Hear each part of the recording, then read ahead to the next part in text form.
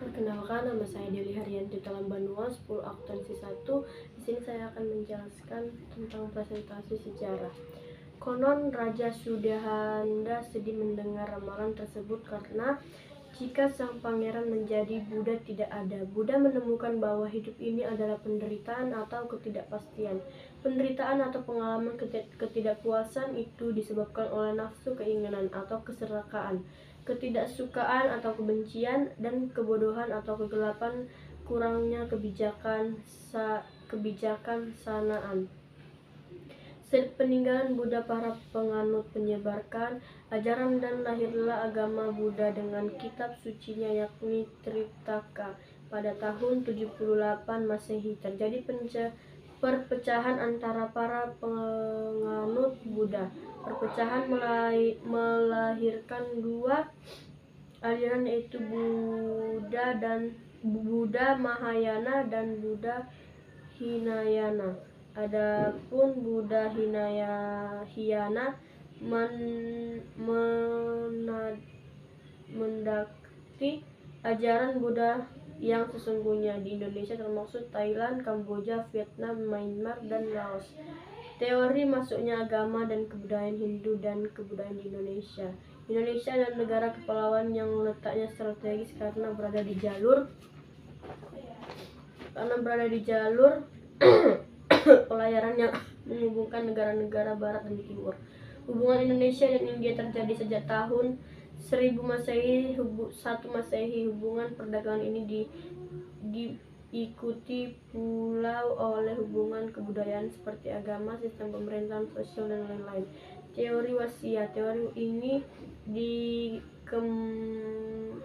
dikemukakan oleh N.J. Krom, didasarkan pada alasan bahwa motivasi terbesar datangnya bangsa India ke Indonesia adalah untuk berdagang. Selanjutnya mereka aktif melakukan hubungan sosial. Teori Wasia diragukan kebesarannya jika para pedagang yang berperan terhadap penyebaran kebudayaan, pusat-pusat kebudayaan. Teori Kastia. Menurut teori Kastia yang dikemukakan F.D.K. Bas, pada masa lampau perang antara golongan seiring terjadi kemarahan. Teori ini adalah adanya bukti tertulis bahwa pernah terjadi kolonisasi pada kesatrian India.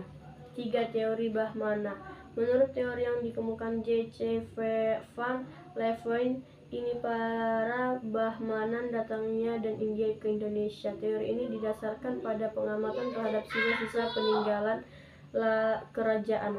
Di Indonesia, bahasa dan huruf itu hanya digunakan dalam kitab suci, Weda, dan upacara keagamaan, dan hanya golongan Brahmana yang mengartikan dan menguasai. Teori arus balik. Menurut teori yang ditemukan oleh G. Collins ini, berkembangnya pengaruh oleh kebudayaan India ini dilakukan oleh bangsa Indonesia sendiri. Banyak orang lebih memilih teori arus balik, masih memperlakukan banyak bukti yang untuk kebenarannya. Sementara itu, sekitar abad 4 agama Buddha melalui dikenal Indonesia. Pada akhir abad 4, pada pertengahan abad ke-5, Jawa Tengah berada di bawah kekuasaan Raja dinasti di Syarinda yang merupakan penganut Buddha.